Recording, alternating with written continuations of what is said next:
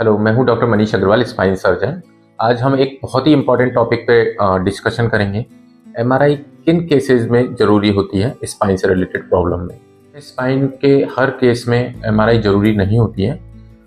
जब भी पेशेंट हमारे पास फर्स्ट टाइम आता है जिसको कि acute neck pain, back pain से रिलेटेड समस्या रहती है, और अगर वो समस्या सिर्फ गर्दन या कमर से ही संबंधित है और वो हाथों में, पैरों में उससे रिलेटेड कोई सिम्टम्स नहीं है, कोई वीकनेस नहीं है पेशेंट को, और पेशेंट आराम से कंफर्टेबली चलने में चल सकता है, अपने रूटीन के जो उसके पर्सनल वर्क्स हैं उनको कर सकता है, प्रोफेशनली कुछ कुछ काम कर सकता है।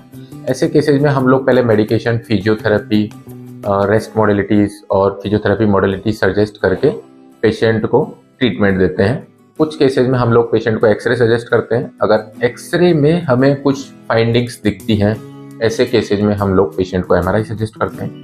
हाँ, कुछ केसेज जिनमें हम लोग पेशेंट को डायरेक्टली एमआरआई के लिए सजेस्ट करते हैं। सबसे पहले कोल्ड केसेस की बात करें तो बच्चे जिनमें कि स्कोलियोसिस या काइफोसिस, जिनको कि हम स्पाइन से रिलेटेड डिफॉर्मिटी बोलते हैं, ऐसे केसेज में हम लोग स्पाइन कॉर्ड से रिलेटेड कोई सिम्टम्स तो नहीं है, इसके लिए हम लोग उनको एमआरआई सजेस्ट करते हैं। इसके अलावा जब भी हम सस्पेक्ट करते हैं कि पेशेंट को टीबी, ट्यूमर या फिर मेटास्टेसिस हो सकता है, ऐसे केसेज में हम लोग पेशेंट को एमआरआई सजेस्ट करते हैं। इसके अलावा जब भी पेशेंट जिसको कि बहुत लंबे टाइम से कमर में दर्द, गर्दन में दर्द और इसके साथ में हाथ और पैरों में कमजोरी, सुन्नपन आना, चींटी चलना, पैर चलने में बहुत ज़्यादा तकलीफ होना, बैलेंस प्रॉब्लम, गेट इम्बैलेंस होना, लैट्रिन पेशाब पे असर आना, ऐसे केसेज में हम लोग पेशेंट को एमआरआई सजेस्ट करते हैं। Thank you.